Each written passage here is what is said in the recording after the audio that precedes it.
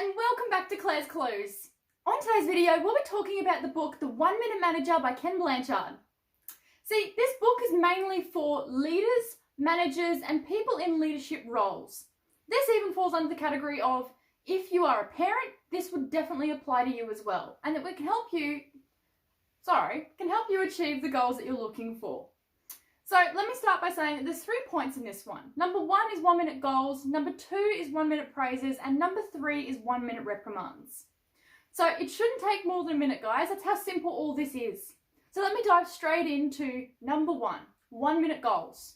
And he says that 1 minute goal setting works best when 1, you agree upon your goals. So whoever it is you're making goals with, make sure that you agree upon them. Number 2, he says, see what good behavior looks like. Number 3 is goals on paper in less than 250 words. So write out your goals and make sure it's in under 250 words. Because what you'll find is if you exceed the 250 words, you'll lose track of what your goals truly are. And you'll start writing a story. So keep it simple, guys. 250 words is all you need to write down your goals. All right, and number 4, he talks about reward each goal. So for each goal you have, make sure you have a reward for it. Make sure that you're weaving in little goals here and there for all the big milestones or even the little milestones that you achieve. This way it'll help keep you on track to what it is you want to actually achieve, the bigger picture, the bigger goal. All right, number 5 is take 1 minute to look over at your performance. Make sure that your performance is up to par on what it is that you're doing to make sure that you're still reaching your goals. And number 5 is see if your behavior matches your goal. Is what you're doing matching the goal? Is what you're doing today matching what it is you want to achieve? Is it going to help you get there faster, or is it being a hindrance? Is what you're doing actually helping you, or is it getting in your way? If so, reevaluate, have a look at what it is, and start making some changes. All right, it's that simple, guys. It's 6 steps to the first 1 minute goal setting. All right, so number 2, he talks about 1 minute praises. So this is 1 minute as well. It's all 1 minute, so it's all really, really simple. All right, so 1 minute praises, he says, number 1, tell people up front.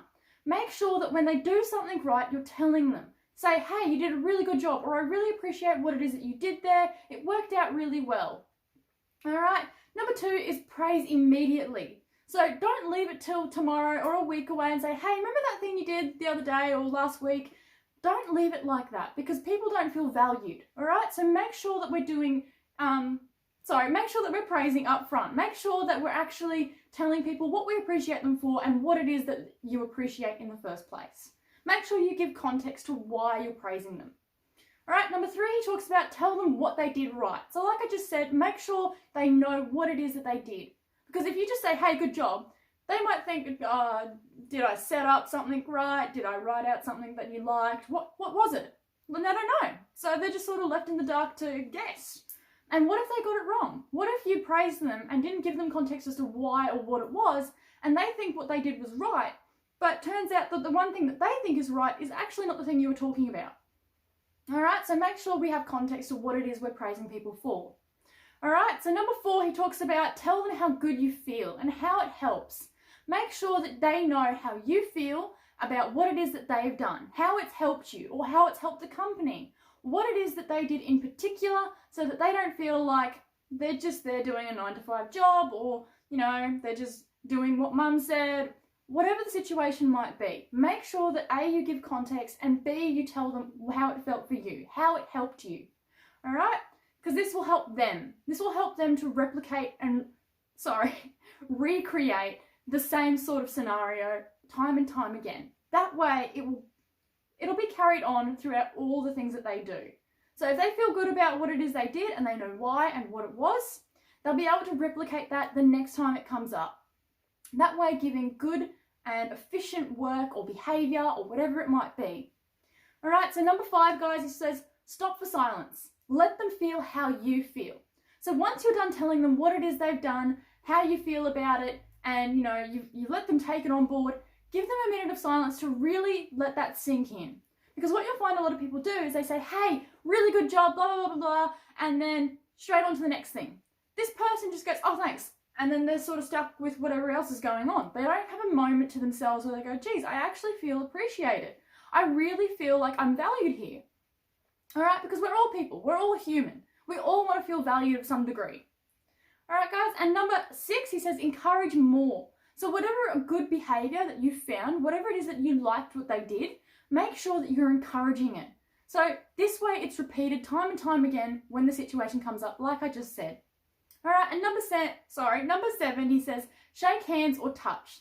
So even if it's a hand on the shoulder, or it's like, you give them a hug, however close or distant they may be as a person.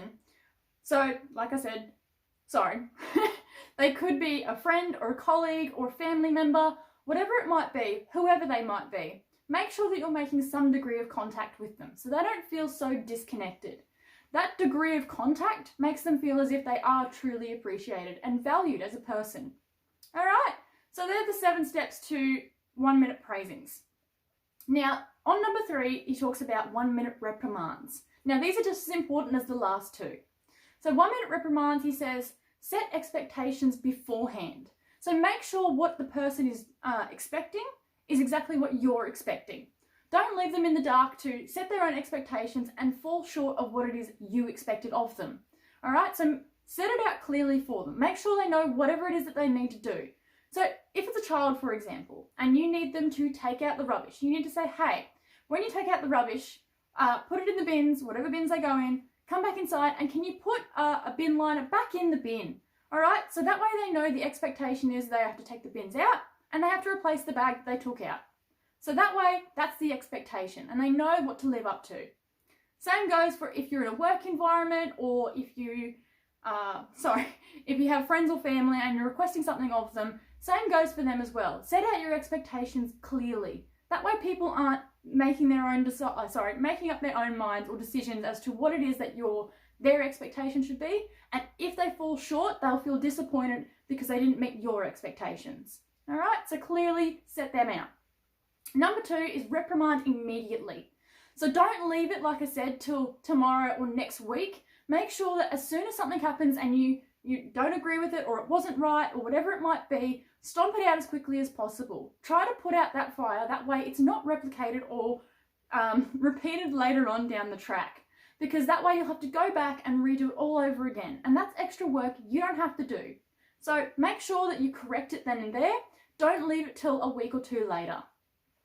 Number 3, guys, is be specific about what they did and what it is they got wrong. So just like when he says praise them, the same goes for if they have reprimands that are needed. So if they've done something wrong, explain to them what it was. Explain to them why and how is it that they got it wrong. That way they're not left guessing. So you could say, hey, look, I don't really like the way you did this, but that's kind of vague. It's like, there's no real detail to that. So you need to explain to them, hey, when you did this job, this was my expectation, and these are the things that I think you got wrong, and this is what I think we should do to try and correct it. Make sure you've always got a solution at hand, and work with them. Don't just leave it up to them to work it out, because they'll probably, more than likely 9 times out of 10, make a wrong judgment call, because it's not what it is you're looking for. All right, so number 4 is how you feel. So explain to them that you don't feel great about what it is that happened, that yes, it was a negative result. Not to say it can't be fixed or it can't be repaired, but the thing is, right here, right now, whatever has happened, it wasn't the result you were looking for on either side. All right, so let them know that. And again, stop for silence and let them feel how it is you're feeling.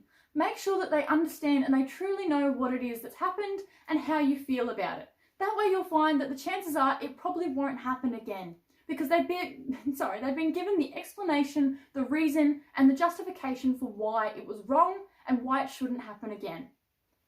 All right, and number 6, he says, shake hands and touch. So same goes for if you're praising someone, make sure that you make contact, because this makes them feel as if you are truly valuing them still. They still are human beings, and all human beings require some degree of human connection. All right, so even if that is just a pat on the shoulder, or shake their hand, whatever it might be for you, whatever kind of environment that you're in. All right, so number 7, he talks about remind them that you value them. So like I just said, people need to know that they're still valued. So even if they got something wrong, they're still human. They're still going to have emotions towards what it is that they've done and how you feel about it. They're not going to feel great at the fact that they've let you down, or that they're that they've made you feel disappointed in them. No one likes feeling as if someone is disappointed. So make sure that you still, make connection and make it known and let them know that they're still valued as a person, as a colleague, or as a family member. All right, number 8, guys, he says reaffirm that you think well of them, but not in this performance. So let them know that right here, right now, in this situation, that you weren't really happy with what happened and that the situation didn't go according to plan. But the thing is that they still are valued as a person. So no matter what, at the end of the day, the wrongs can be made right and things can be fixed and everything can move on. For example, if they are at work and they've done something wrong, don't make them feel as if they have to quit. Don't make them feel as if their only option is to leave, because it's not. You still value them as a person. They're still great at their job. But this one instance is where they've gone wrong and it needs to be course corrected, which is quite simple to do. And number 9, guys, he says, realize it's over. So make sure that the whole conversation, once it's all taken in, once they understand, once you've been understood, things like that, make sure that they realize that that is done and dusted, that they're still valued and you still want them around. Don't make them feel as if they have to leave. All right? So that's all that. That should cover all 3. So the 1-minute goals, the 1-minute praises, and the 1-minute reprimands. Sorry. Bit tongue-tied today. So yeah, I'll leave that in your hands. Hopefully it does you well. Now we're making a lot more of these training videos to help you with your personal development goals. But for now, that's all I've got. So until next time, leave a comment below on what you liked the most, and I look forward to seeing you next time in Claire's Clues. Bye!